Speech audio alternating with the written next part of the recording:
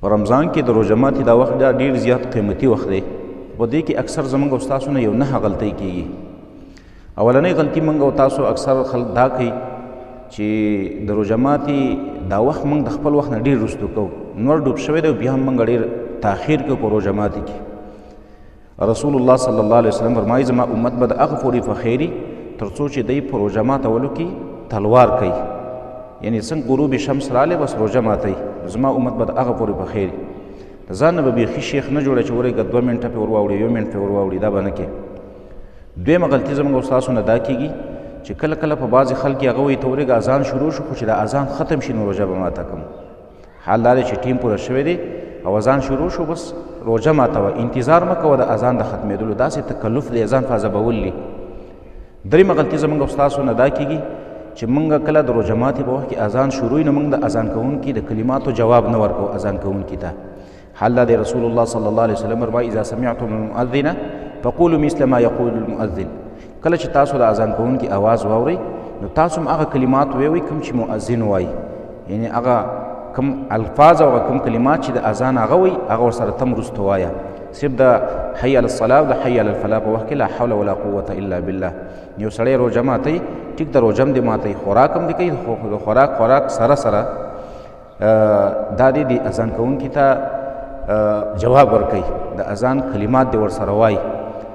څلورمه غلطي زموږ او ستاسو نه دا کېږي چې د روژه ماتي په وخت کې دعاګانې ډېرې زیاتې قبلېږي او دغه وخت کې زموږ او ستاسو نه غفلت کېږي، ګپې شپې لګوو یا بس هېڅ سوچ هم نه راځي چې موږ د ځان لپاره دعا وغواړو. حدیث کې راځي ابي هريره رضی الله تعالی عنه فرمایي رسول الله صلی الله علیه وسلم فرمایلی دي ثلاثه لا ترد دعوتهم، 3 کسان دي چې د هغې دعاګانې الله نه رد کوي، الله یې ورله قبلوي. یو الامام العادل، انصافداره بادشاه، هغه چې دعا غواړي نو الله یې ورله نه رد کوي. دویم والصائم حین یفطر، دویم هغه روژهدار کله چې روژه ماتوي، په دغه ټیم کې د الله د دې روژهدار دعا قبلوي او الله یې ورله نه رد کوي. او دریم ودعوة المظلوم، دعا د مظلوم، یو سړی مظلوم دی او دعا وکړي خیري وکړي نو الله یې ورله قبلوي.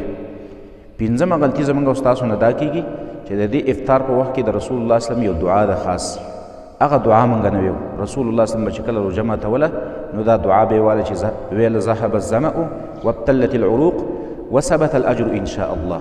نو دا دعا یادول پکار دي او دا د روژه ماتي په وخت کې ویل پکار دي.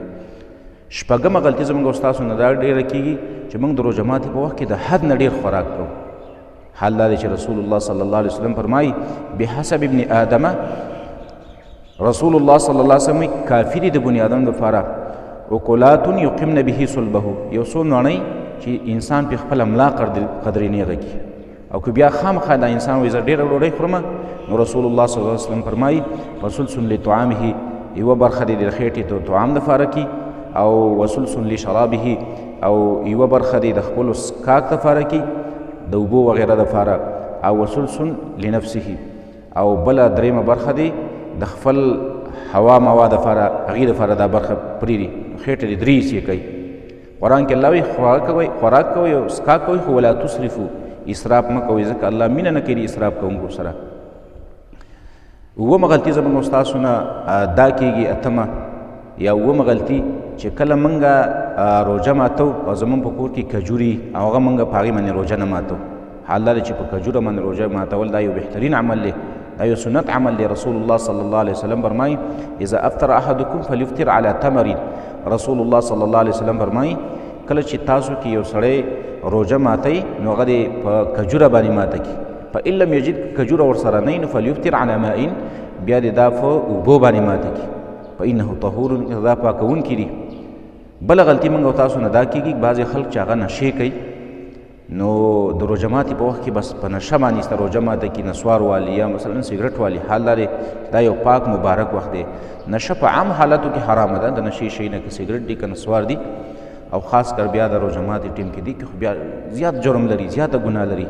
نو په کار دا ده چې موږ په دغه ټیم کې د دې نشو مشو، د دې نسوارو، د دې چرسو موسرو او د دې سګرټو نه ځان وساتو، او د دې 2 غلطۍ نه چې دا 8 غلطۍ نه موږ یادې کړي د دې نه مکمل ځان وساتو، ځکه دا ډېر قیمتي وخت دی. په کار دا ده چې موږ ستاسو نه دا 2 غلطۍ نه یا دا 8 غلطۍ نه په دې وخت